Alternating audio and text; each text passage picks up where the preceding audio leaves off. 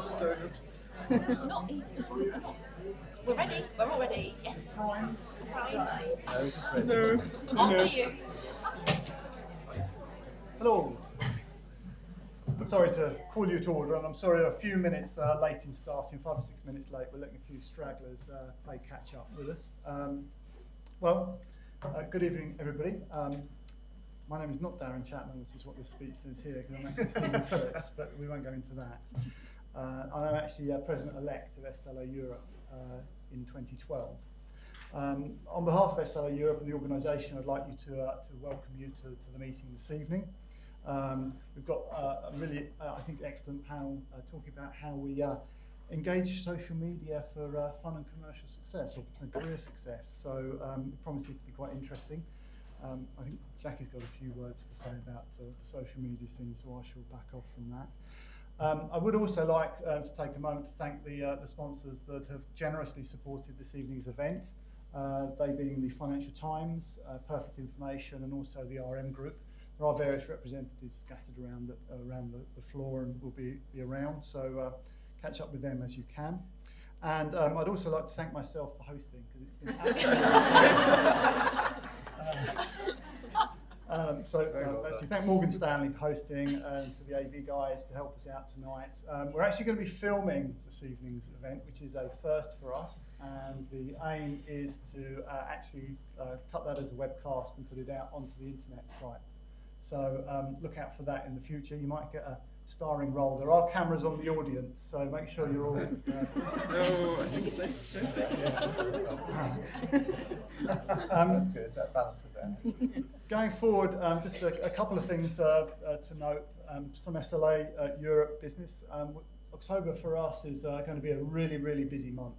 We have 3 events in October, which I can't ever remember us ever having 3 events. I'm sure one of the older members could tell me otherwise, but we have an event in Edinburgh on the 3rd of October. If any of you happen to be in Edinburgh on the 3rd of October, it's called the Future of Special Libraries. It's the National Library of Scotland, and it's actually sponsored by LM Group. And there are a couple of guys from LM Group here as well tonight, so it's nice to see them here. On the 15th of October, we've partnered with LexisNexis and a company called Continuum to provide a seminar on personal resilience training.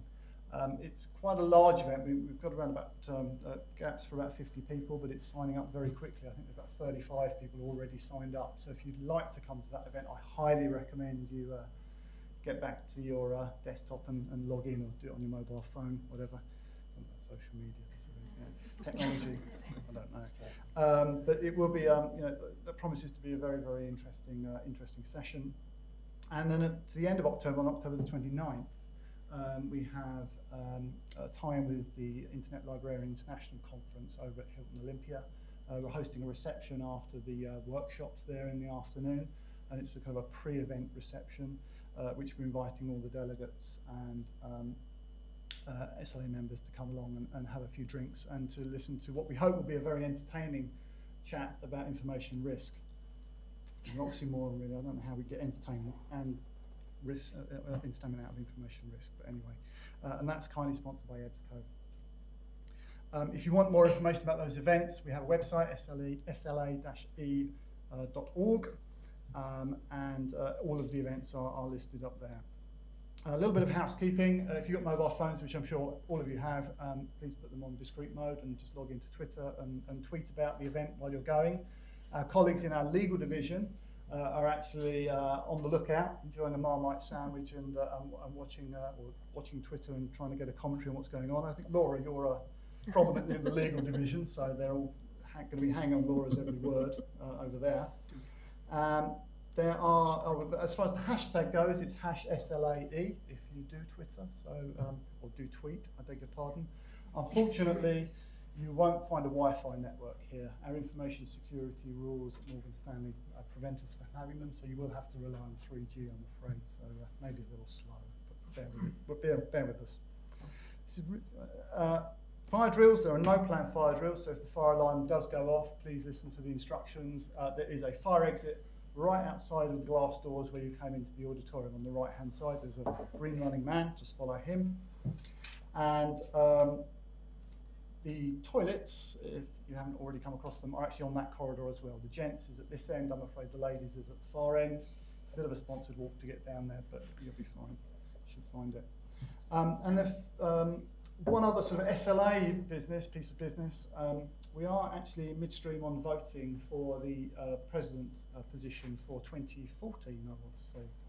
Kate, and so the voting is still open. There's a further 24 hours to vote for all the candidates for the board positions of SLA globally. And we would encourage you to use your vote, basically. Use it or lose it. So finally, I'd like to introduce Jackie, Jackie Morfleet. She's Head of Archives and Records Knowledge at the National Archives out at Kew.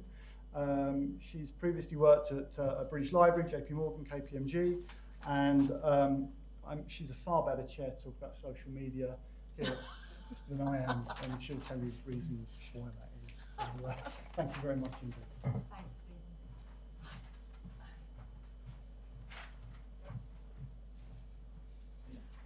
Coincidentally, actually, my department launched a web chat service today as a way of providing advice services to members of the public. So that's been one of our forays into using social media.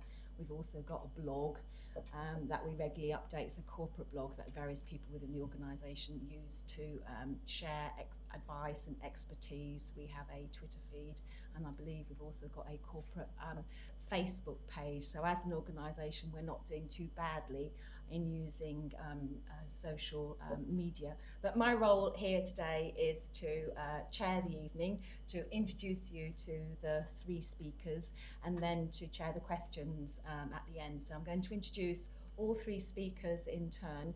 They're each then going to take 15 to 20 minutes to tell you about their experiences of using social media, both in the workplace and at home, the pros and the cons of that. Neil's actually got a little video that he's going to be showing, I understand, at the end. Give it away. I've given it away already, yeah, something to hang on to. And then hopefully we'll have some informed debate at the end. So I'm actually going to read from the bios that each of the speakers have submitted about themselves. So Laura, who is our first speaker, Laura Woods, graduated from City University London with an MSc in Library and Information Studies in January 2010, and is currently working as research analyst at Addleshaw Goddard LLP. Laura blogs about her professional development activities at Organising Chaos, and you can find her on Twitter as @WoodseyGirl. She has a long-standing interest in the use of social media for networking and learning. So that's Laura. And second up will be Meghan Jones, who's the Assistant Systems Librarian at the University of Brighton. Previously a librarian, mostly in the corporate sector in London, she feels like she's used social media in just about every aspect of her life and is aware of many Twitter hats, which no doubt we'll find out about. For most of her library-related tweets, she can be found on Twitter as @BarbaraGordon. I won't ask. That girl was a librarian. Oh, really? I shall expand. And then finally, Neil Infield leads a team of business and intellectual property reference specialists in the Business and IP Centre in the British Library. They provide information and advice to inventors, business startups and growth companies. Neil started his blog in Through the Outfield, let's get that wrong, in 2007, and has published over 500 posts. The blog currently gets around 400 visits a day, which is amazing. And prior to joining the British Library, Neil spent 16 years working in the pensions investment world in the City of London, managing business information services. So without further ado, I'll hand over to Laura.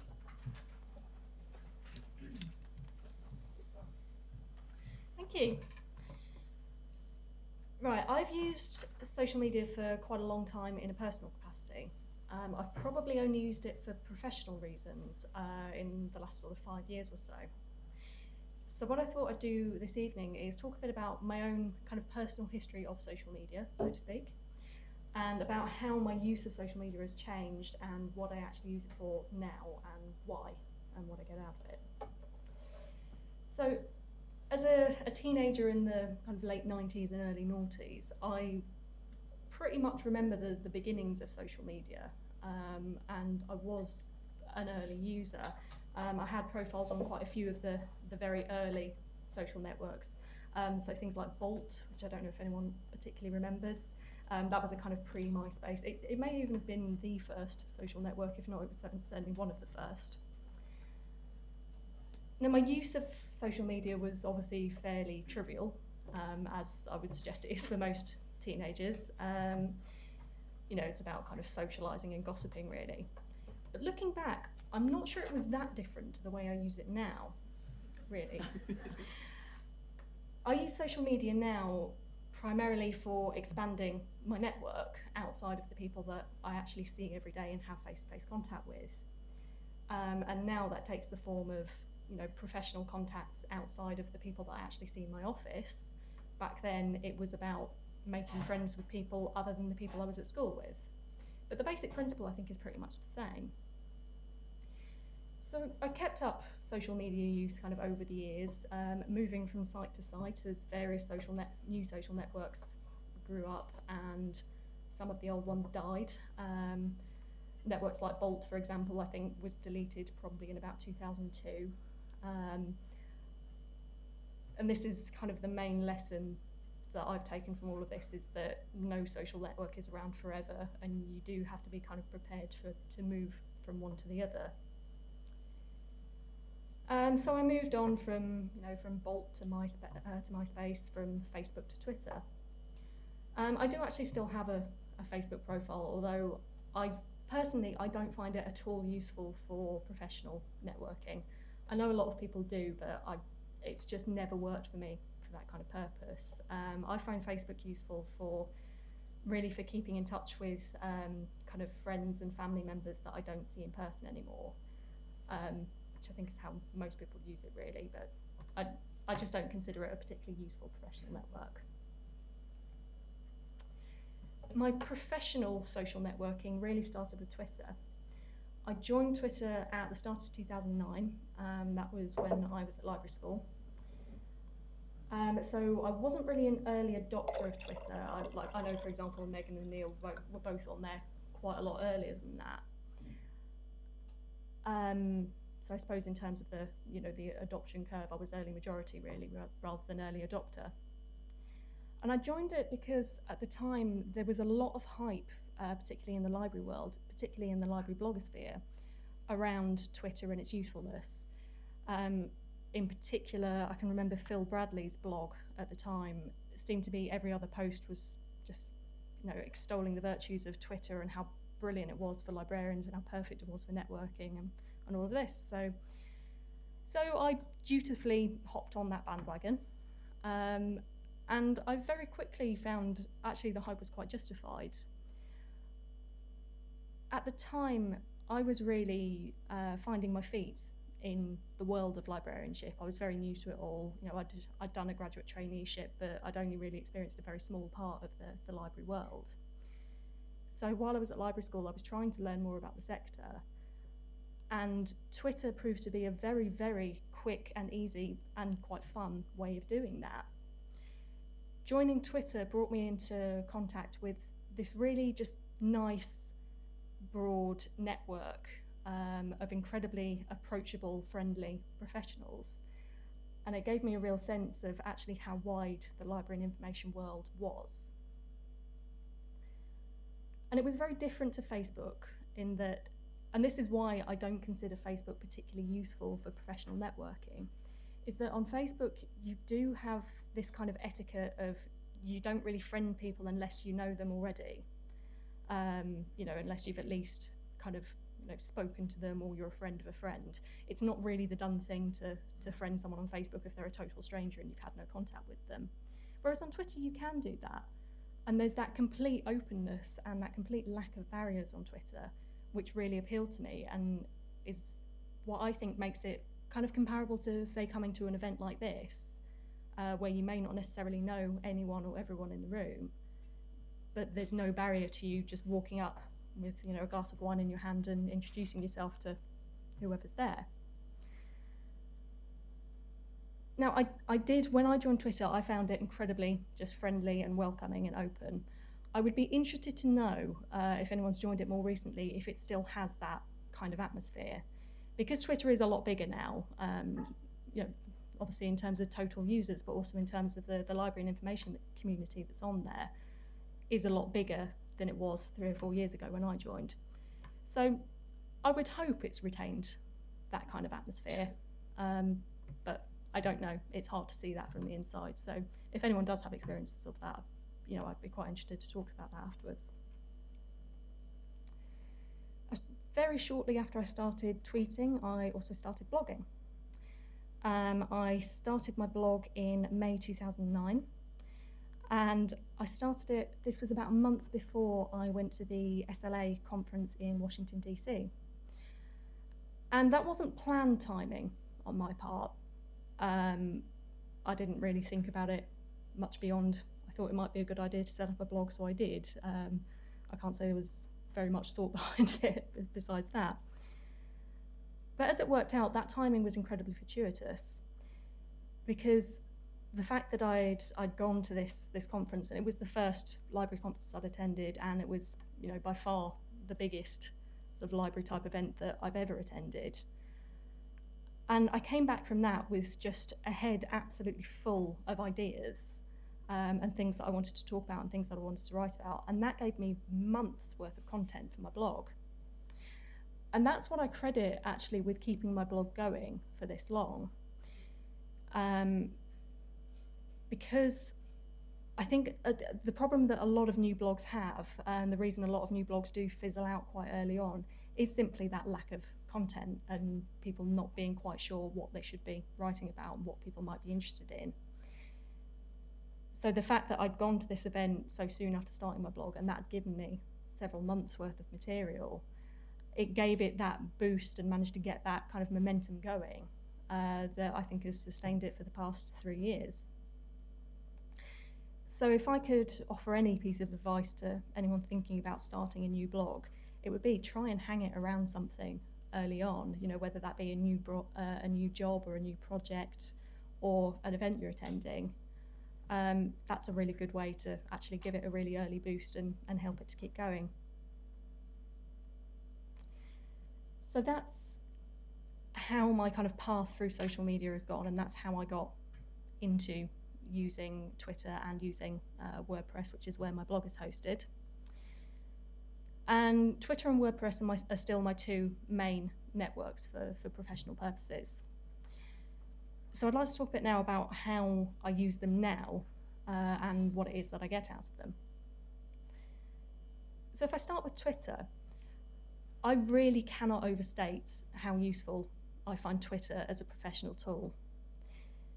Twitter allows me to contact information professionals and people in other fields who might not call themselves information professionals or librarians, but will be doing similar related jobs around the world, and doing roles that I'd never knew existed, working for organisations that I had no idea would hire people with our kind of skill set, people in countries that I have never visited and may never do, and people that I just would never have a chance to meet in the real world. And there really isn't a comparable real world example of that. I mean, even taking SLA as a network, as an example, I really value SLA for that opportunity to make connections and to meet other information professionals. But just in terms of numbers, I mean, even in saying that perhaps through going to the conferences and going to events like this, maybe I've met 100 or so information professionals that I wouldn't have met otherwise. I follow 800 people on Twitter. And there's just numbers-wise, there's no offline way I think you could build a comparable network. As well as the networking side of things, the other main thing I use Twitter for is for following conferences and events. So events like this one this evening and so on and so forth. And that actually has become more useful for me over the past couple of years because I'm actually based up in Leeds now, so I don't often get to events like this. Sadly, there's not quite so much professional networking in Yorkshire as there is in London. Although I am trying to change that at the moment. And because my organisation doesn't really have much of a training budget, I also don't get to go to many conferences. But I can still keep my hand in and get an idea of what's being discussed if people there are tweeting And I can do that regardless of whatever else I'm doing. You know, I can sit at my desk at work, set up a column on TweetDeck, searching for the hashtag, and just keep an eye on it and see if there's any interesting snippets coming up that I might want to follow up on. I also regularly live tweet from events that I'm at. Obviously, I'm not tonight because I'm speaking, but where I sat out there, I would be. And that, I've seen a lot of people say that they really struggle with kind of paying attention to an event and tweeting from it at the same time. And it is a bit of a skill, and it is something that takes a bit of time to learn how to do. I personally find it really useful as a form of note-taking, because if I'm sat there with a pen and paper, I have the dreadful habit of trying to desperately scribble down every last thing that's said and get a really exhaustive account of everything that happens. And if I'm doing that, I do not process anything. You know, I come back and I look at these pages of notes that I've got, and I actually haven't picked out what was useful or, you know, what I might want to follow up on. Whereas if I'm tweeting, that forces me to only focus on, you know, what's interesting, what's useful, what's exciting, and just pick out those nuggets. And it also forces me to be a bit more concise, because I do tend to be a bit wordy otherwise. So I've used Twitter for a long time, well, for the past few years, for my own professional and personal development, really. It's never had that much relevance to my actual day job until recently. This has changed because my firm, I work for Adelshaw Goddard, a law firm, and we now have a social media strategy, part of which is to actively encourage the lawyers to tweet, to you know, tweet bits of expertise about their market areas to raise their profile and to raise the firm's profile as a whole. Now, as you can probably imagine, a lot of lawyers do not take that easily to a tool like Twitter. Lawyers are used to communicating in quite long form and to being able to explain things at length and make sure that everything's kind of qualified and caveated so there's no room for misinterpretation. And Twitter just does not allow for that. So because I have experience of social media, I'm part of a social media panel at work, which we're there to help support those lawyers and the key partners in certain areas whose goal is to start tweeting and raise their profile. So we're there to help them find key people in their industry to follow, and we're there to pick out bits of breaking news that they might want to tweet about. And we also help them to write tweets, because it is a bit of an art form to, you know, condense a complex idea into 140 characters. So we're just there to help them do that, really. And that's been really successful. I've been quite pleasantly surprised by how well a lot of our lawyers have taken to this once they've kind of got their head around the idea and the fact that it's an informal form of communication, and they can treat it like, you know, kind of chatting to a contact at drinks after a seminar.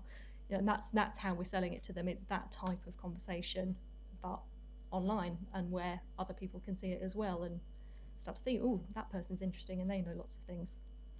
And that's the idea. So although it is working really well, one of the things that it's really highlighted for me is actually how a lot of newcomers to Twitter get it wrong. And the way that this has been brought to my attention is by finding new people to follow in certain industry sectors. Like, for example, I've started following a lot of property industry experts. That's one of the areas we're targeting. You can really tell who's been there for a while and who is quite experienced at using Twitter as a networking platform, and who's quite new at it and hasn't quite figured out what it's all about yet. And the difference is the newcomers just tweet about work, and they just tweet, you know, little news stories and bits of industry insights. The experienced networkers will tweet about all of that, but they'll also throw in little comments about what football team they support or what they're planning to do at the weekend. And that, I think, is a real dead giveaway about who's actually comfortable using it. Because I do honestly think that Twitter works best with, and I do apologise for this incredibly ugly word I'm about to use, a professional approach. So blending professional and personal. I do hate that word, but it explains it, I think. You are a more interesting tweeter if people can tell that you're a real person and not just an automated RSS feed pushing out press releases and news stories. And that's unfortunately the way a lot of people who join Twitter with the aim of using it for professional purposes unfortunately do often fall into that trap. So I really think what makes someone worth following is a good mix of interesting professional insights plus enough, real things that you can tell they're a real person. So my other most used network is WordPress, as I said, that's where my blog lives. Now, I know not everyone considers blogging to be a form of social networking. I do, and I think it certainly is social networking if you're doing it right. Unfortunately, a lot of people don't. I see really probably too many blogs that don't attempt to engage in conversation and that don't reply to comments and that are really being used as just a platform for broadcasting the blogger's views, which is a function of a blog, but I think if that's all you're using it for, that's slightly missing the point. The one thing that I really love about blogging is that it allows you to build a mutually beneficial learning network. So on my blog, I'll write a post about something that's been rattling around my mind. People will either comment or they'll reply to me on Twitter. We'll get into a conversation about that. Usually people will, always, people will tell me things that just hadn't occurred to me in my own post and will clarify things that I was thinking about and that I was trying to express. It might turn into a bigger conversation on Twitter, more people might start chiming in. Maybe, if I'm lucky, somebody else will go away and write their own blog post based on the same ideas. And the whole thing just kind of snowballs and everyone involved really benefits from it. And that just warms my heart because everybody gets something out of it and that pleases my inner hippie, really. The other thing that I really get out of blogging, other than the warm feeling of building a learning network, is raising my own profile. I've had a number of invitations to speak at events or to write articles based on blog posts that I've written, because people can see that I have an interest in certain areas and, crucially, that I have something to say about certain areas. So a blog is a really, really useful tool for doing that if you're interested in, say, invitations to speak and so on. My blog's also allowed me to get involved in projects that wouldn't have got off the ground without it. For example, I was involved in setting up the Library Roots project a couple of years ago, which was, it's a wiki which was set up to collate people's, I suppose, librarian origin stories, if you like. So people's descriptions of how they actually found their way into librarianship as a career path. And that came about because I wrote a blog post about how I'd found my way into librarianship, asked for other people's stories about it, and a few people chimed in and said, actually, why don't we collect these stories somewhere? So that's how the Library Roots wiki started. I also got involved in the Echo Chamber Advocacy project, which I worked on with Ned Potter. And that was, we did a number of talks and presentations at various events, talking about the issue of how you get the conversation about library issues and library advocacy outside of just library professionals and how you actually reach the wider world.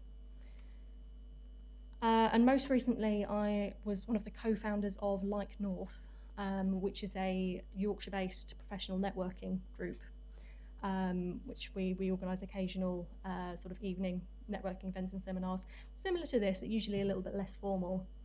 And that came about, again, because I blogged about the lack of professional networking in Yorkshire, and a few people got in touch and said, well, why don't we get together and do something about it? And that's how that got off the ground.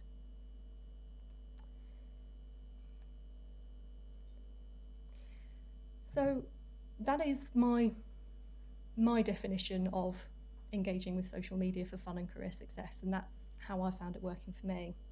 I'm going to wrap up now because I think I'm a bit short of time. So I'm just going to leave you with my top 3 tips for engaging with social media for fun and career success, as the title goes. My number 1 is be open. You need to be willing to try out new things, explore new networks, find new ways of communicating. Because social media changes all the time, it evolves, and no one network will stay forever.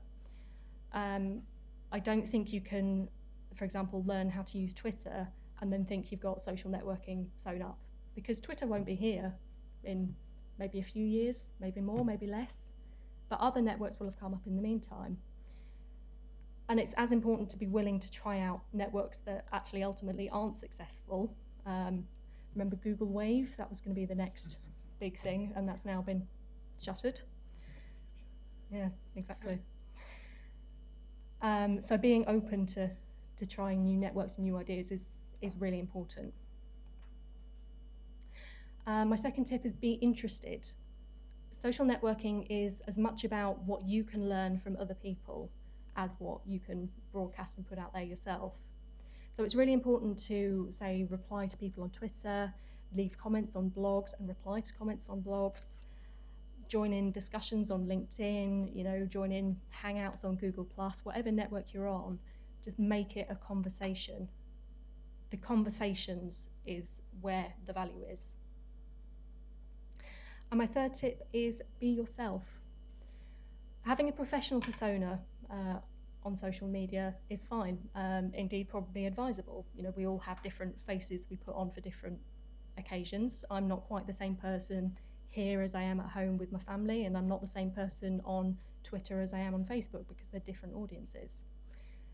But having a professional persona shouldn't mean erasing all traces of personality. People will be more likely to engage with your insightful tweets about knowledge management if they also know that you're, say, a keen amateur taxidermist who also loves musicals. If they know you're a real person, they're more likely to get engaged in conversations with you, and that really is the goal. Thank you very much.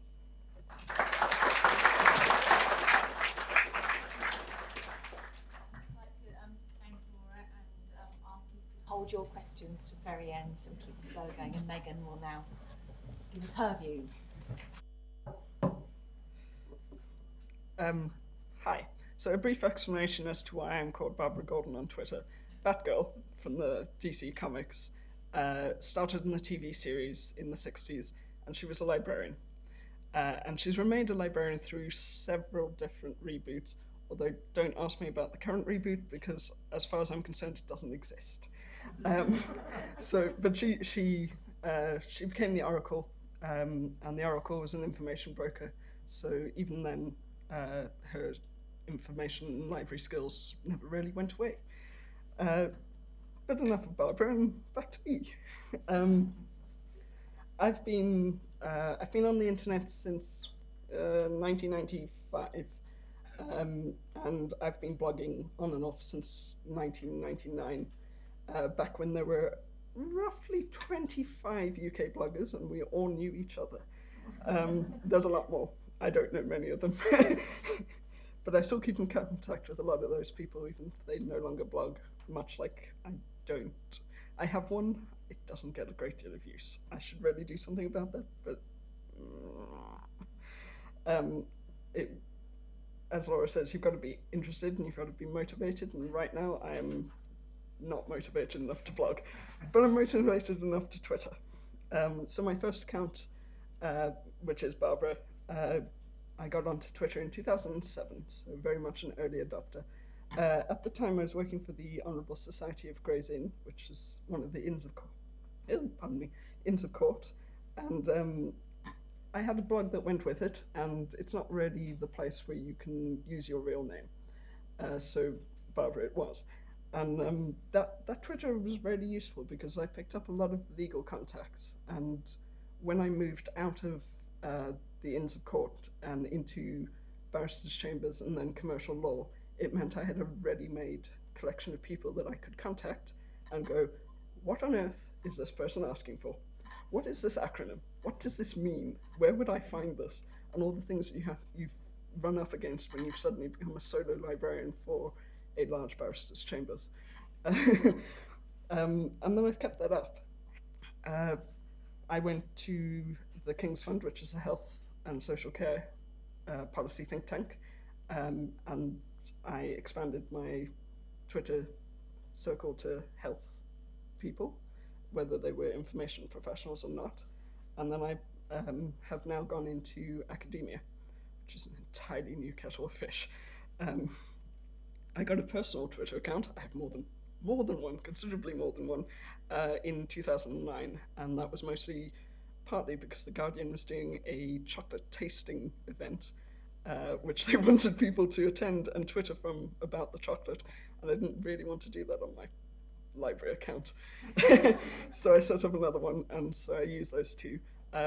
Some of you follow me on both, in which case you'll know that they're not really that different. I talk more about knitting on my personal one, but I complain more about students on my other one. So take your pick for what you're interested in.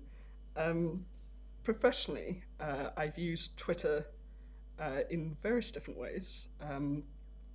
The King's Fund, I gave them a presentation when I started, maybe about 2-3 months after I started, and got them onto Twitter. And we had two accounts. We had one for the main King's Fund, and then we had one for the King's Fund Library. And I looked after the library accounts, and occasionally popped up on the main Twitter account, but mostly I interacted in the background, making sure things were running smoothly. I spent a lot of time monitoring Twitter for any mentions of the King's Fund. It could be a bit of a hot topic at the time, particularly with the NHS changes, so it was quite useful to see what people were saying on Twitter, and if appropriate, I could respond and say, hey, we've got this report, you might want to read it, or in the library we have this article, it may be relevant to you. Occasionally people would complain and we'd try and sort that out. I once had to chase Dr. Evan Harris out of the library because we were closing, and then he complained about it, and I engaged in a conversation with him to explain that the reason why the Wi-Fi wasn't working was because of this issue, and if he'd come and spoken to us, we could have refunded his money, but if he wanted to come back and talk to us about that, then that was quite happy. He never did, but I suppose £5 is not much to an MP or an ex-MP at the time. I also, we moved to Koha, which is an open source library management system, and one of the things I did was add a Twitter link to our catalog records. So if you're browsing our OPAC, which you can do from the outside of the library, if you see something interesting, you can tweet a link to it. So it's something that's quite useful for libraries because it gets you out there. People then click on it, and if you've got online access to the thing, people can then follow through, or they can contact you to get hold of it. Right now I look after the Twitter for SLA in London, which is one of the regional branches. We link it to our events calendar on Google, which is open to anyone in London to add their events to, and these are then posted through automatically. So a lot of it is a machine rather than a person. However, if I'm at an event that's a sort of London one, I will tweet from it. I promote our events through it, and I will answer any questions that people ask it or pass them on. I'm also one of the people behind the SLA Europe account. We tend to try and sign ourselves with our initials at the end of our tweets, so anything from MJ is me. It's extremely useful. I've met people that I wouldn't expect to. I've had opportunities like this, for example, that I wouldn't otherwise come through. If you're not enjoying this, or if you're really enjoying it, you can blame or congratulate Neil, because he's the one who suggested this. Pass the buck. Sorry, I'm a little Speedy Gonzales tonight, and I do apologize. I'm trying to pull that back down again. Right now, as I said, I work for the University of Brighton. I don't work in the library. I work for the Library Technical Services, so I don't see students very often, except when they're doing things like blocking the stairs or causing a massive queue in the coffee shop. Term started for me on Monday rather. So this morning I opened my office door to find a queue that ran all the way from the hall at the other end of the building to my office door of students waiting to register. I decided I didn't need to go to the coffee shop that much, but I did complain about it on Twitter. I can obviously tweet a lot more now that I'm in academia. The one thing I have found about being in the commercial sector is that you're obviously bound by your work's social media rules. So it's a lot easier to talk about what I do, which helps me to make more connections with other librarians. It's been particularly useful, being that this is my first job in academia, to learn a lot more about the quirks of academia, because I can now talk to a lot more academic libraries and go, does this happen in your institution? And they tend to go, yes. Or someone's yelling something about shibboleth and I know exactly how they feel. It's a little sad, but my boss and I talk to each other on Twitter sometimes while we're in the same room. We sit opposite each other, so it's a little worse than you'd think. It's not like she's in another office. It has its downsides. It can be a time suck. Sometimes if a debate is really interesting on Twitter, I spend a little bit too much time looking at Twitter and less time looking at my inbox, but you've got to balance how you do that. And I tend to only switch TweetDeck on when I've got plenty of time. It's still a bit echo chambery. There's a lot of talk about saving libraries to other librarians, and really, as we all know, if you want to actually save libraries, we have to take that outside of that particular chamber. But Laura can tell you far more about that. It's not the greatest medium for debate. Because of the 140 character limit, you've got to be able to be concise. And while you could write more than one tweet and put a continued, if someone only sees one half of your tweet and they get the wrong impression, then you don't know. And that's something you've got to look out for, as to whether or not you're antagonizing people because they're only seeing part of your story, really. It is, however, extremely useful. As I've mentioned, it brings me to events like this. It has widened my understanding of sectors that I don't work in, like public libraries. And when I worked in the commercial sector, the academic field, it's serendipitous. Can I say this word? Let's see. Serendipitousness is extremely useful. You never know what someone is going to post. You click on a link, and then you're like, this is the article I've been looking for. And you never would have found it unless you'd happen to notice that someone said, this is a really interesting article, and tweeted it. So that's extremely useful. I've started chartering, although at the moment it's kind of on hold, and Twitter has been quite useful for that. I was actually going to talk about a service called If Then Then That, and how I use Twitter and that for chartership purposes, but unfortunately, as of the 20th of September, If Then Then That has had to switch off their Twitter recipes and triggers, because Twitter itself has changed its policies about who can access the data and who can store it.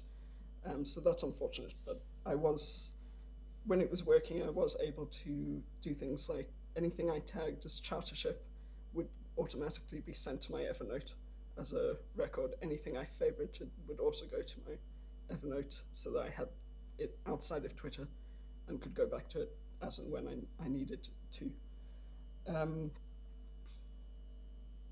I still use Evernote's direct Twitter function, but I suspect that's going to go the same way as If Then Then That, because it's using the same functionality that they're pulling back on.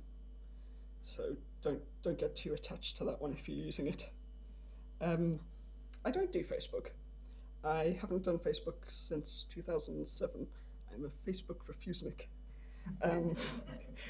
I can't say I've missed it. I've moved around a lot, so I never really went to a single school, so I don't really care about keeping in touch with old classmates. So that's a major use of it, which is one of my things about social media. If it's not useful, I don't use it. It's not to say I don't experiment with things. I do. I will sign up. Like Laura says, you've got to be open to things, even if they're going to fail. I try them. If they don't work, I ditch them. Your time is precious, and social media is useful, but as I've mentioned, it's a time suck. It will consume more time, as much time as you are willing to give it, but it will take a lot more if you're not careful. Less frivolous social media. I use LinkedIn. I'm a big user of LinkedIn. It's how I connect to people I meet at events like this. It allows me to, because I'm terrible at names and faces, look at people's photos and go, oh, it's that person, and they work for there. I've used it. I use it as my online CV. My name's not that usual, but it's not that unusual. There is an American model / actress with the same name, but if you Google me, my LinkedIn profile is still the second link that comes up, and that's useful, I think, particularly in this day and age where more employers are looking on the internet to see what people are like. So I like that it is a professional thing. It's the first thing they see for me. They get a nice headshot, they get a list of everything I've done. It's all good. Although bizarrely, if you do it in the image search, you get 2 photos of me and 1 of Laura.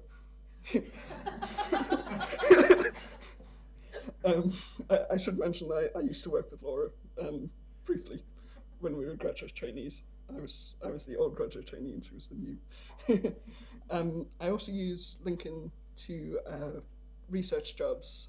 I was job hunting from February this year until May, and LinkedIn was extremely useful for looking up interviewers and seeing what their history was, and if I had any connections to a company that I could then go and ask about what it was like to work there and things like that, which was quite useful. I found out a lot about my current boss and my boss, and it was quite useful to know that they were interested in social media because they said so on their LinkedIn profiles. So that was nice because it meant I knew there was at least one thing we would be able to talk about at the interview. And then while I worked at Arup, I was not actually a librarian, and I didn't work in the library and information group. But I did some external client work for one of their clients, which is the Modern Built Environment Network, which is part of the Technology Strategy Board. It's a government-funded, industry-wide sort of attempt at a closed social network. In a sense, we try and get people from our particular industries and get them to talk to each other and share ideas and bid for things, etc., etc. And I did a lot of work on their LinkedIn, posting topics, moderating comments, adding members, removing spam bots. Always an important part of any social media activity is getting rid of those very lonely women who just want a nice man. I think the latest bio informed me. I've got a very heavy block finger. If it looks like spam, I block it. It's easier that way. And then, yeah, so it's got me quite far. And while the University of Brighton has a Twitter for the library, it's not very active. So now that I'm settling into the role, I'm actually going to start working with a group of my colleagues to bring that up to speed, because we think that'll be a good way to reach the students. It's a way they expect to find information nowadays, but without being that creepy library that follows you on Facebook. It also means hopefully less photos of drunken students, which I'm all in favour of. But yeah, I mean, as Laura said, that you've got to be open, and you've got to experiment with things, and you have to be yourself. As I say, I talk about all sorts of things on both Twitter accounts. Often that overlaps. If you're interested in knitting, you can find it on both. If you're interested in ranting about students, you're probably more likely to find it on my work one than my personal. but you're always going to get me. You're not going to get just sort of what I think is appropriate. Let's rephrase that. I always think about what I post is appropriate. I'm obviously not going to sit on my professional Twitter and go, God, I hate this job, because that would be foolish. And I don't, for the record, before my boss sees these tweets. I like my job, and I'd like to keep it. But I'm aware of that, and you have to be aware of what you're going to be. What you say is going to be read by everyone. It's very easy to just think the only people going to see this are the people that I follow on Twitter, but it's not, because anyone can read it unless you've made your Twitter account protected. And as I said earlier, you have to consider the context that people will read it in when they're not you. So that would be my top tip for using Twitter, is always consider the context. Context, always context. And that, I think, is it, having Speedy Gonzalez through my talk. I hope you enjoyed it. Thank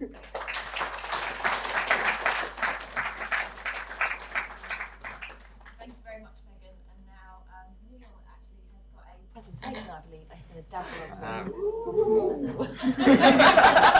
You haven't seen it yet? There it is, right. I don't know how many of you saw the Evening Standard on the way here, but there was an article about grey-haired TV presenters, and as you can tell from my unruly grey hair, I'm far too old to be standing here talking in this esteemed company about social media, but I do it, and I'm going to do it. So, and I also need to, a slight apology that I'm going to do a very short but quite hard sell about my organisation, because I love my job, I say to my boss. So I'll get that through quite quickly, and then we'll get on to it. Does relate to the topic as well, he says. So we'll see how that works. Right, let's see. Oh, that didn't work. How about, oh, there we go. Hopefully all of you know this, but in my experience, every time I go and talk somewhere, people don't. So the British Library is not the library of last resort. It's a place, thank you, Donald. It's a place for everyone, including you. So academic, personal, or commercial purposes, which of course is where I come in. I've been at the library for 6 years now, and one of my kind of the highlights, one of the real chances that I had, but the benefits of being there, was I got to meet and know Anita Roddick a little bit before her tragic and untimely death. And that wasn't related to meeting me. It's just one of those things that happen. And she spoke at the library a couple of times, as well as giving free advice to aspiring startups. And this is actually a quote from one of the speaks that she gave. And to me, it sums up neatly the difference between somebody who is an entrepreneur and somebody who's a want-to-be entrepreneur. Pathological optimism is what you require, and that's what she had. I'm going to run these very, very quickly. This is how we help people who want to start a business, and we've helped quite a few over the years, and now that's the end of the sales pitch. So, because we had some, to be honest, because we had some young colleagues in the marketing team when we first started the Business and IP Centre, they said we need to be doing social media.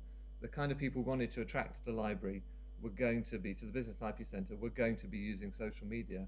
We needed to be in that space if we wanted to market to them.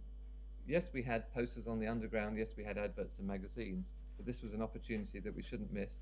And by the way, it's free, and it's something that they can do easily. So that's where we stand now. So the biggest number is actually the YouTube channel, which is interesting.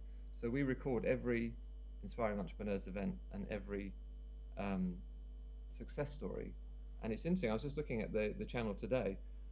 They kind of mix up quite nicely. Some of our success stories are getting the same kind of traffic as Doug Richard from Dragon's Den and Anita Roddick.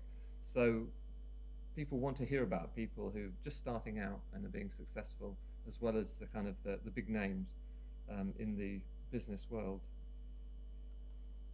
But what I've come to talk to you today is about BL blogs. So I'm not the only one. I was one of the first. And we've got a kind of quite a little set now, and some are more active than others, some are more successful than others.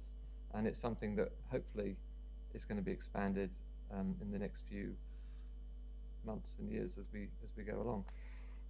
Let's come on to me. The reason I blog is because I needed to show a colleague how to blog. We had 3 meetings where we talked about it, and he said, I don't get it, because it is a bit different way of working. So I said, he didn't understand the technology, he was worried about the technology, and he was worried about the approach that he was supposed to be taking.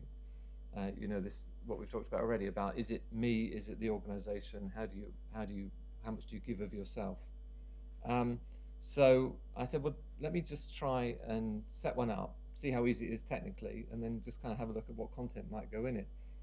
I used WordPress. I set it up within 8 minutes because it's that easy. You can kind of tweak it and improve it, but the basics are incredibly easy. Hopefully you'll confirm that.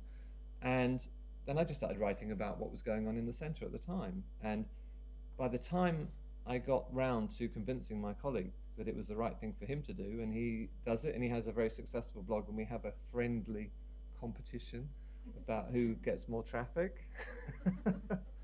He's more competitive than I am. I was addicted, simple as that. But that's not a reason. Being addicted to blogging is not a reason for doing it. The reason for doing it is because it works. Obviously, you know, I'm all about business. I'm all about pragmatic approaches to things. It's all about, you know, is it a good use of your time? And so you can see from the numbers that yes, it is. And I do enjoy it. And it's easy and free. Now, I have a terrible memory. That's one of the main reasons I use LinkedIn, to remember people I've made contact with and where they work and what they look like. I also wanted to remember things that I'd experienced and people I'd met and events that I'd been to through the centre, and you know, meeting Anita Roddick, meeting other people. I was worried that I would just forget all that and it would all disappear. So it's kind of like a personal diary, but obviously it relates to work, so therefore it fits in with what we're doing in the organisation. So yes, it's designed, I'm not really going to be writing about, oh, we had a really bad meeting last night and everything went wrong. So those don't tend to appear, and my colleague in the marketing team, I'm sure, would be paying me a visit very early on the next morning if they did.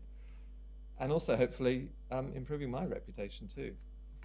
That's not the aim of it, but if you're doing a good job, then the consequences should be there.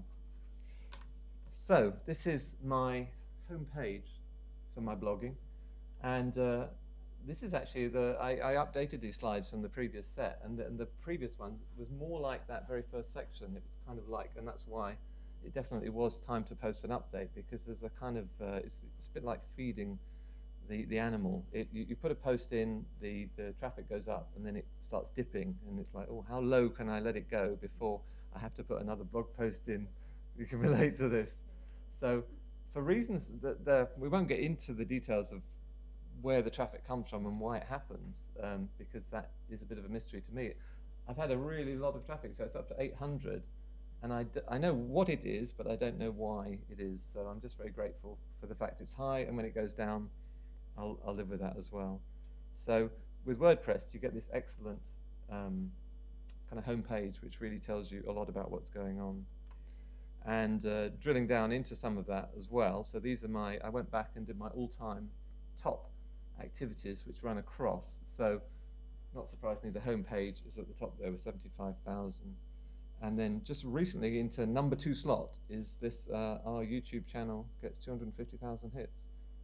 I don't know why that's there, but I'm very happy that it is. And then I've got some of my old stories from way back, which just get a constant amount of traffic. So not many people have written about the big crystal ballpoint pen, and I have, because it's fascinating to me. And that 6,020 people, oh no, 11,503 people agree with that. So we're going to talk a little bit about the overlap between the business or the professional and the personal, and I certainly agree that you need to present yourself as a kind of whole human being. Otherwise, there is a danger that you're going to alienate people. I made the mistake of following somebody on Twitter the other day, and every tweet was, "You must buy this stuff from us now." And they lasted 2 days. That was all they were saying. Yeah, I know. I thought, well, you know what? I was really curious. I thought, are they just going to continue doing that forever? Is that all they're going to do? And yes, that was all they were going to do. So I don't know how many followers they have now. So when I stray, and I'm going to come to that with some slides in a little bit, I can always go back to my category cloud, which is actually on my every page. So when my colleague in business marketing says, "Why are you writing about these things that aren't related to your job?" I can say, well, it's just a kind of a one-off. If you look at my category cloud, you can see that most of the time I am actually writing about stuff that relates to work, because otherwise the name of the blog or the description of the about of the blog is going to be wrong. So you do have to kind of stick to that. That's what you're telling people you're going to write about. So you should stick to that within limits, but at the same time, you're allowed to stray a little bit away. And I think it's important, and I can't stop myself. So, so there she is, Anita Roddick, live and dangerous, when she was still with us. And she had some great slides there. I don't know if you can see that from the back. Homo economicus plus homo consumicus equals homo screwed-upicus. She was a fantastic speaker. You never actually quite knew. Although she had slides, you didn't actually know where she was going to go next. So I was sitting in the audience, and I had an opportunity to write it up, and I did. There it is, a thing of beauty. And somebody was actually, my daughter was actually saying that she only discovered recently that the whole, in the end, the only change they made from the original design was because young children were choking on the lids. And so now there's a little hole, so if your unfortunate toddler does suck that down their throat, they can still breathe for long enough to get them to the hospital to have it extracted. So I was interested in it, and so have other people been. Now then, I think you have to be interested in what you're writing about in any form of social media. People can tell. And what I get passionate about is our success stories. So people who've come into us and we've helped them in some shape or form, and then they come back to us and let us know. This one actually came from a colleague. And obviously, if it's something creative that they're doing, then you can illustrate that with some pictures. My blog was reviewed recently by some analysts, and they said I didn't have enough pictures on my blog, so you'll be seeing more pictures coming soon on my blog. And sometimes I just literally bump into people by chance. I was just in a workshop, kind of testing it out in the centre, and I met these people from Flubbit, who've just relaunched. And even at that point, they'd been given, as you say, $1 million, small print there, $1 million of investment. So, and they were just coming into the centre, learning how to write their business plan, how to market their idea. So we're just going to run through some of these. Again, this is what I like about my job is it's completely random, the kind of ideas that people have and the kind of successes. So this is actually a culinary courses in, I think it was Yorkshire, I forget now. And I was even able to link to a clip from ITV, local news program. This is a great one. She contacted me recently at Didi and said, when we had the original advice session, you asked me if my idea was sustainable. And I said, oh, did I? I don't remember that. That was very good of me. She said, and I was worried at the time, but I bluffed it out, and it wasn't sustainable. So this business is no more. So it ran successfully for 3 or 4 years. And she then came back to me with a new idea, which she's now exploring. So it's not bad news, because that's the nature of business. So this was successful, but it wasn't successful. You could see it didn't have a long-term future. She saw the saw the writing on the wall and acted beforehand. So it's all good, as we were hearing earlier. And that next venture will be coming soon. So sometimes I do stray, and this is actually at work, but not directly related to the Business and IP Centre. And sometimes I just check what's actually going on across the library. It's an amazingly diverse place, and literally that evening was Amanda, and that is actually her stage name, Palmer, and her ukulele. And I went along, snuck in at the back using my staff pass, and it was amazing. Evening of entertainment, including making us sing along to various rude songs, because people seem to like swearing in the British Library. I know it's the kind of, they think it's cool to swear in the library. It's a bit, I find that a bit strange. Anyway, and some great pictures I was able to use. Searched for them on Google, found them, contacted the photographer, and she said, yes, absolutely fine, you can put them on your website as long as you have a little link to me acknowledging them. Straying away again. Where's Stephen? They're not my feet. Where is he? These are somebody else's. But yeah, so for my 50th, I decided I'd see if I could get to the top of Kilimanjaro, and it was a big deal for me, so I put it on the blog. Totally personal, but not appearing too many times. I try and be a little bit adventurous, a little bit interesting, keep people's attention, and this is some of my favourite stories that I've featured. Has anybody heard of the ice creamists? Anybody had an ice cream from the ice creamists? Yeah? Are they good? They're like £15 each, something like that? Well, I was going to talk about the breast milk. Yes. You had the breast milk one? No, I had the one with absinthe. Okay. Oh, wow. Yeah, so they decided just having a kind of outrageous ice cream wasn't enough, so they went with breast milk ice cream, which actually was shut down by the council fairly quickly on some kind of trumped up health and safety issue. But they from that idea, they got a week's worth of coverage in the Evening Standard. So they certainly know how to get coverage. So one of my favorite topics is niches within niches within niches. This is a great one. So this woman, she actually lives quite near me down in Sussex. She genuinely claimed that she came up with this idea totally independently of Innocent Drinks. So she registered this as a trademark, and Innocent kind of like to see themselves as good guys. That's all part of their, their branding. And they were really reluctant to sue her for infringing their trademark, but they did, because people thought this was coming from them. So they had to act reluctantly. And she kept saying, but people, it's nothing like Innocent smoothies. It's like, well, it's a lowercase, it's the same kind of typeface, and it's very close to, health-giving properties. So that was a interesting story. Right. I blog. Why should you blog? How many people here blog? Okay, that's good, excellent. Right. At work we have something called eMarketer, which obviously focuses on anything electronic and particularly social media.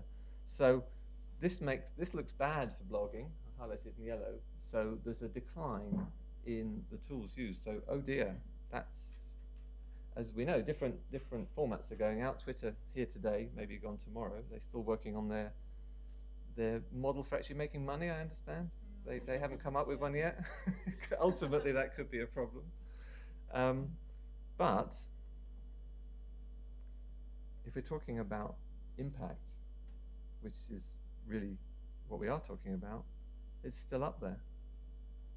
So maybe that'll change, but that's why I blog, because it's still there. Oh. There we go. So why should you blog? Well, it's what we've been talking about already, really. It's about presenting you and your organization, or your part in your organization, as a real human activity, not an anonymous business. And you didn't see the coverage of the Olympics recently. There was so much criticism of these large sponsors of the games. You know, it almost did them more damage than good. So there's a real need there. You can build an audience, and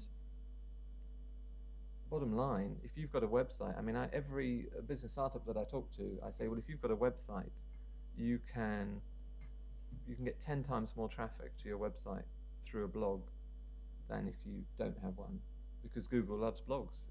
Google loves real content, and there isn't much real content on static websites, or it can be computer generated, it can be artificially generated.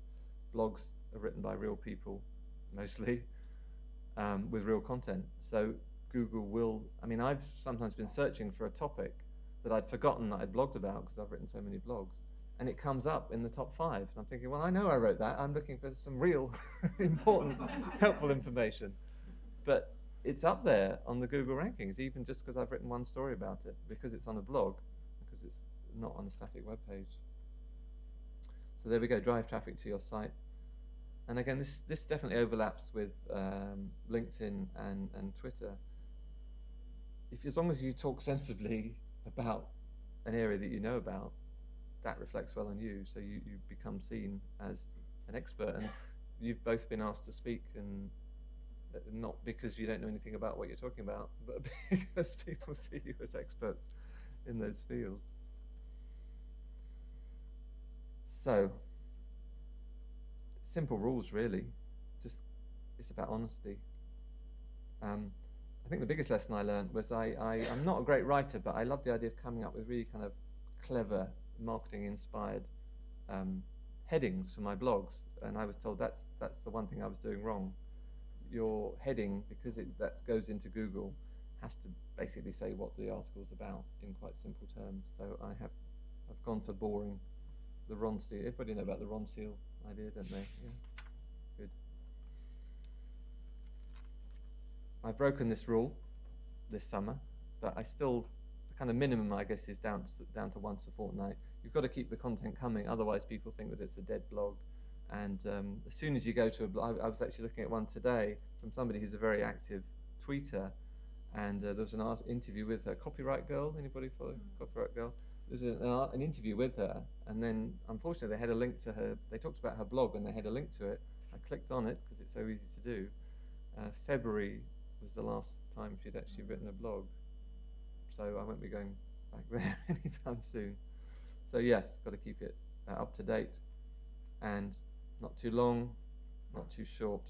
Tricky one, but I did try reading one of Stephen Fry's essays, and it's just printed out. It's probably okay, but on the screen, kind of once you've got about 10 screens worth, you kind of lose.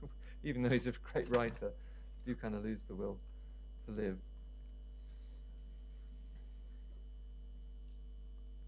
So, simple stuff. Yeah, a blog role, linking to other people, making use of other social media channels, getting those conversations going, hopefully stimulating some conversation. I certainly haven't been as successful as Laura in getting a conversation. Maybe my articles aren't as engaging, probably not, but you always get a minimum of kind of 5 or 6 conversations going, which is great. I have a few, but certainly sometimes I do get conversations on Facebook and Twitter relating to blog posts that I've written. Okay, we're coming towards the end now. Spam, the curse of all social media, but I'm maybe not blogging more than others.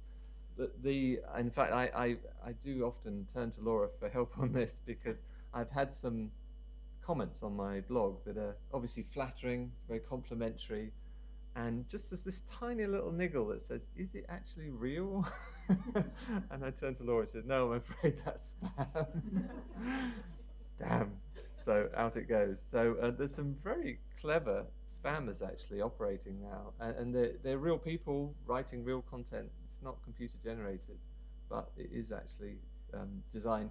The key thing really is to see where they're pointing to. If it's an individual, or it doesn't point anywhere, you can maybe be a bit more trustful of it. If it's just pointing to some slightly dodgy looking website, that's the end of, you don't really need to know any more than that. And of course, we all know about trolls on the internet. I've heard and seen some terrible stories where blogs kind of get taken over by trolls and virtually destroyed, and people's lives even in some extreme cases. I haven't had too many problems. One, all the comments are moderated on my site, so I see them first before they go through. The only slightly awkward moment I had, I wrote about one of our success story inventors, and somebody wrote a quite lengthy comment saying, yeah, he stole that idea from me. Which, when I checked out, didn't actually turn out to be true, although there was kind of a complicated story behind it. So definitely didn't want that going out. Well, it didn't go out at all. Didn't want him to be able to publish that straight away. So that's, you just need to take a little bit of your time to make sure that that doesn't kind of damage your reputation. And that's true for all social media as well. I mean, we've seen in the national press, there's some warped individuals out there who, because it's instant and they think it's anonymous, they do stupid things. And now we're going to come to, so yeah, this is my, oh, yes, right, play VT. As they say. This was the one post in the 4 years I've been doing it that I took down. See if you can work out why.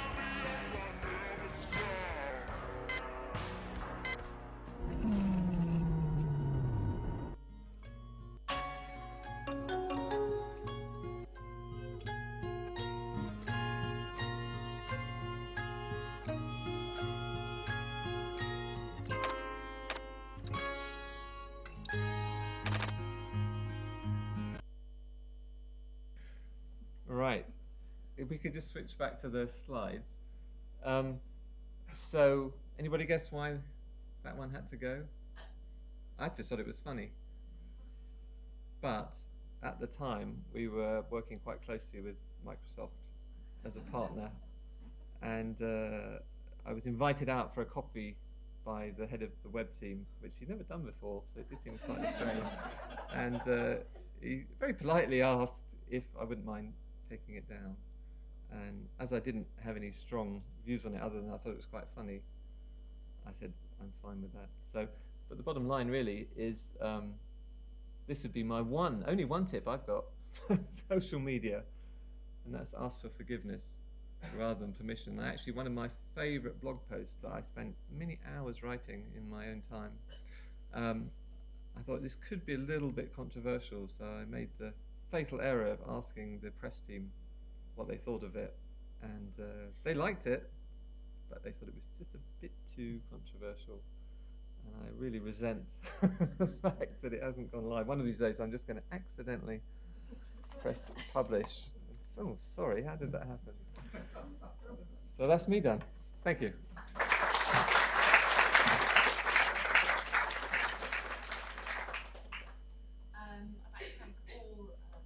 Speakers, and I'm aware of the fact that time is pressing on, but hopefully, Stephen, we've got time to have a few questions.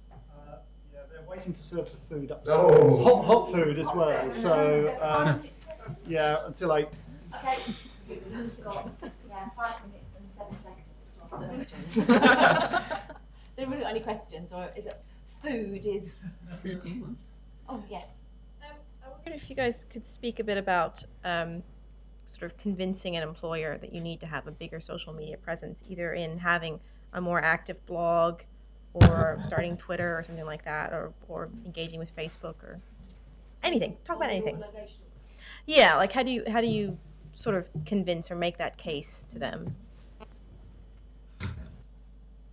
I think really pointing to the kind of benefits that Neil was talking about there, about just the sheer amount of traffic that comes through something like a blog or Twitter or Facebook. And there are, I'm sure, case studies out there that you could look at from other organisations who've done the same thing, not necessarily in the library sector, but other businesses that have done the same thing.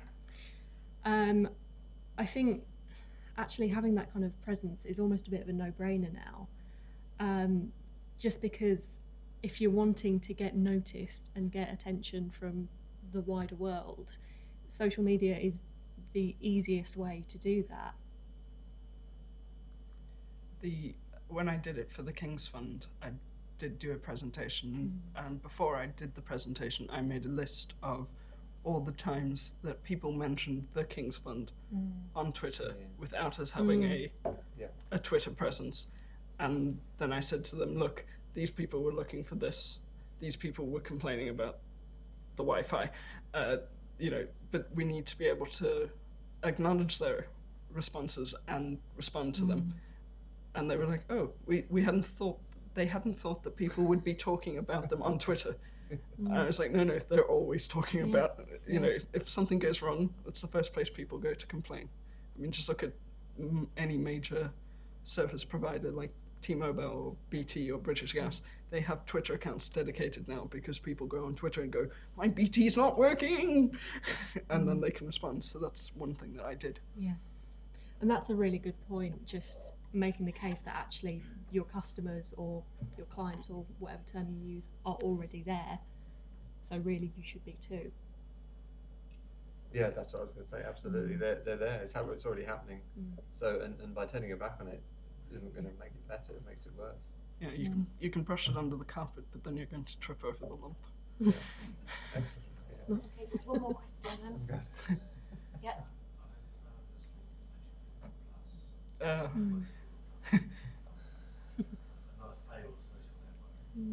Just occasionally I get down to inbox 0 and it goes, you have no mail. Why don't you go over to Google Plus and see what your friends are doing? And I go, no. Again, I tried it, but it just, in their case, I think the refusal to let people use pseudonyms really badly damaged the system because people want to have a different name. I mean, for example, I wouldn't be able to be Barbara Gordon on Google Plus, and that would be an issue because a lot of people only know me as Barbara Gordon. So. Yeah, I did set up a profile on Google Plus. I used it for a little while. I couldn't see anything useful that it did that I couldn't already do on Twitter or through my blog. And B, I also really object to the real name policy. I know there's a lot of talk about that people shouldn't be anonymous online and that people should stand behind their real names, but actually a lot of people have really valid reasons for wanting to use a pseudonym. For example, I was anonymous online for a long time. The reason I used the handle Woodsy Girl was because I had a real life stalker who was targeting a lot of my social media profiles and causing a lot of problems for me. So I started using a pseudonym to stop him from finding that by Googling my name. So, I mean, I'm happy to say I've not heard from said stalker for about 3 years now, so hopefully he's given up. But were he still around and I set up a Google Plus profile under my own name, he'd find that very quickly. And yeah, so I don't like that they're so blanket. No, you must absolutely use your real name and only your real name and nothing else. I mean, I've got good at joining all these things just to see what happens, but I think it shows that it's not a science. Social media, there's a real art to it, and Facebook has gone on, it's quite a tricky learning curve when they started linking into what people were buying. That they had to switch that off pretty quickly. So and when they started saying, oh, you don't own your content, so there's learning curves, but Google seems to make so many mistakes so early on. They seem to antagonize people. Yeah. I think Google are quite probably arrogant in that area, in that they did want to, have this network and immediately be as big as Facebook, and they hadn't taken the time to kind of grow that gradually and learn by growing, which is how every other social network starts up. Nothing starts as big as Facebook. They all start tiny and they grow organically, and that's how it works. And I think Google didn't really want to take the time to do that. Even Facebook didn't start as big as Facebook. Yeah, exactly. But I think the other issue with Google is that obviously their well-known motto is "Don't be evil," and it damages the company when people are looking at it and going, but you've been evil. You've been evil right there. So yeah, that's a reason why I don't interact with Google Plus and why I think a lot of people don't. Thank you. I'm going to draw the questions to a close now. It's all no doubt starving. But you can find us all on Twitter. And our speakers will be here Yes. over food if you want to ask them any further questions. Or on So Twitter. I'd like to ask you to join me in thanking our speakers and also thanking Morgan Stanley for hosting us.